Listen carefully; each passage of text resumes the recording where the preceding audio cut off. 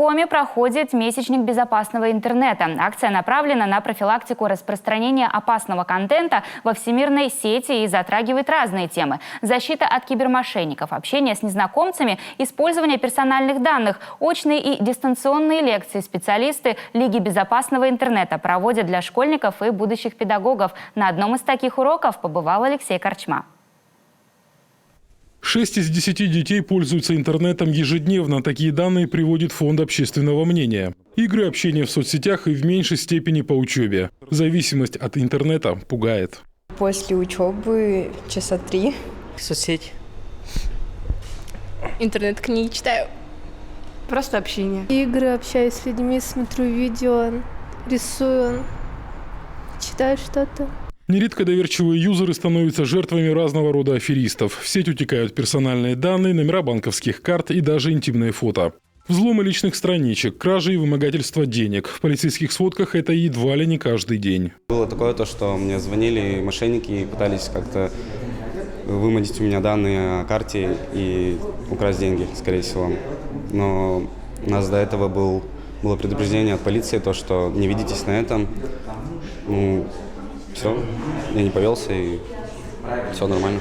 Правильному поведению в сети надо учить со школьного возраста, уверены специалисты Лиги безопасного интернета. Это крупнейшая и наиболее авторитетная организация в России, созданная для противодействия распространению опасного контента. Самая главная проблема сегодняшнего интернета в нашем понимании – это все больше растущая алгоритмизация. То есть существуют умные алгоритмы, которые могут ребенку помешать в будущем, так как сегодня он выложит, допустим, фотографию, через 5-10 лет эта фотография вернется ему бумерангом. И вот это понимание взаимосвязи прошлого, настоящего и будущего, и то, как самоконтроль может поменять твою жизнь, он и есть основным посылом нашей акции. То есть мы всегда говорим: контролируешь себя, контролируешь свою информацию, контролируешь свое будущее. В рамках акции «Месяц безопасного интернета» в учебных заведениях Коми пройдут очные тематические уроки, цели которых – повышение цифровой грамотности учащихся, их родителей и педагогов. Особое внимание будущим учителям. Необходимо обучать наших детей правилам безопасности поведения в сети интернет, например, как вести себя в социальных сетях, чтобы обезопасить от действий киберпреступников, как определить степень доверия к тем или иным источникам и многое другое. Разумеется, наши студенты, а это будущие педагоги, должны разбираться в вопросах интернет-безопасности детей для того, чтобы в будущем в своей профессиональной деятельности правильно сориентировать подрастающее поколение.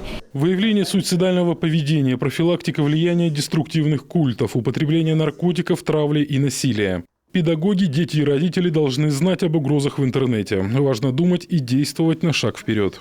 Всегда готовы к новациям, мы всегда готовы применять дополнительный инструментарий, мы готовы приглашать, например, Лигу безопасного интернета для того, чтобы специалисты, для того, чтобы профессионалы и те люди, которые непосредственно с этим работают, они могли на конкретных историях, на человеческих судьбах рассказать о том, каким образом действительно важно вести себя в сети интернет.